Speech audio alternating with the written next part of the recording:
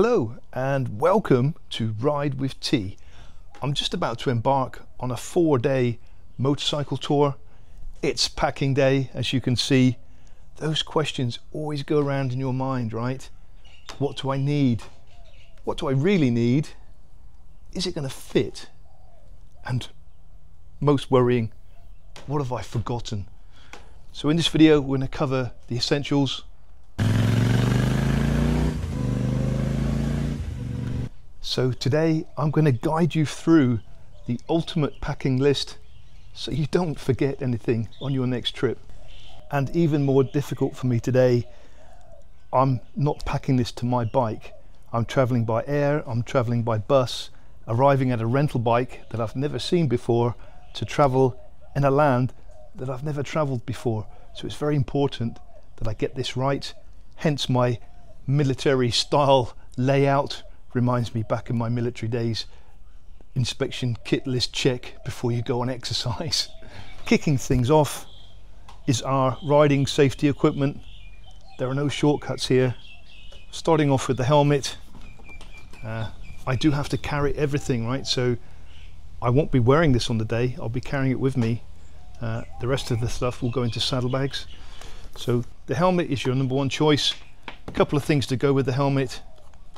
My earbuds for noise reduction. You ride a bike at high speed, eventually over time you'll get deaf unless you wear earbuds. So I've just got a couple of cheap foam ones there.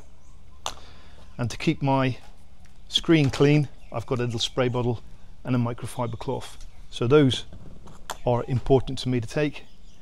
Next important thing is my motorcycle boots. These I quite like, especially for Thailand, because it's always polite to take your shoes off before you go into anybody's home. So these are easy on, easy off, but they are getting a bit old now and getting a bit worn. So I do need a new pair of boots very soon. Next thing are the motorcycle gloves. I got presented these from Bride Iron. They're like a breathable glove, ideal for hot temperatures, but they are padded and protected, and they do have leather finger pads, so they're very good.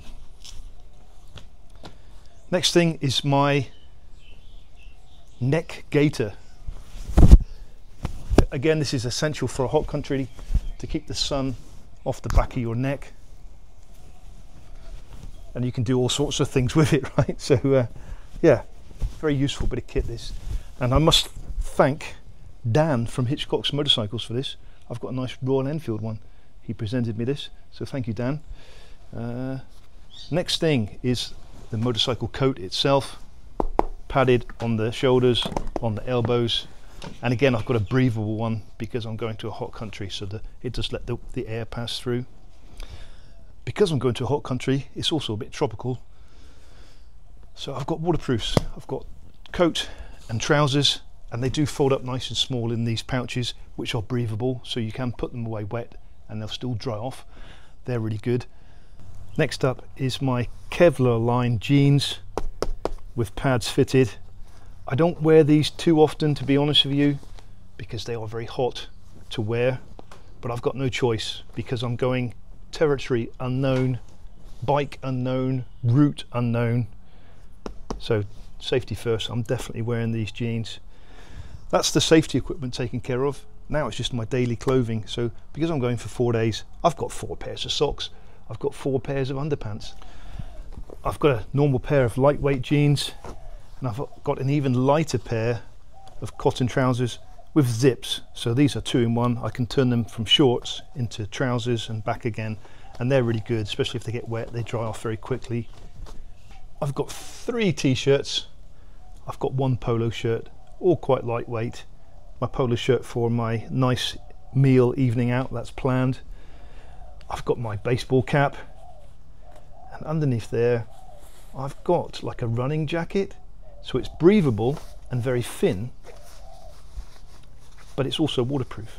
So I use this for my layering, so if it gets cold I can put this under my safety jacket. It does fit because it's so thin, and it will keep me dry. Even though my outer jacket will be wet, it will keep me dry on light showers, but it'll also keep me warm, and it's also windproof. So that is a perfect addition. Thank you to Lidl's in England for that one.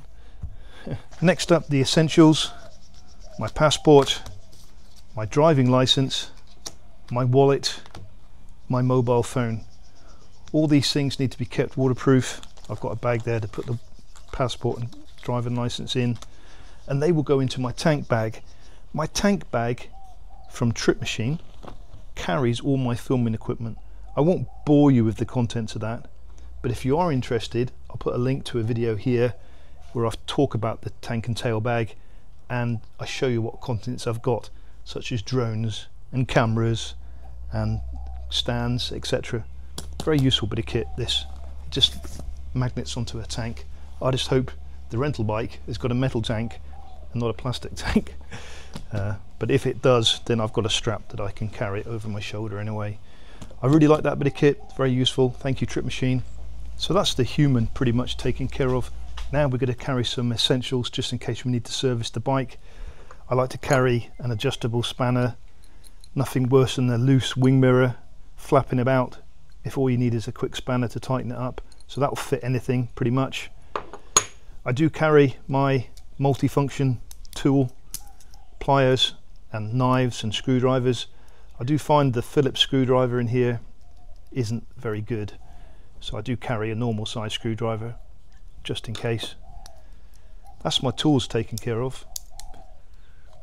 Just in case we need air, I've got my portable air compressor. These are very, very good. I forget what the brand is called now.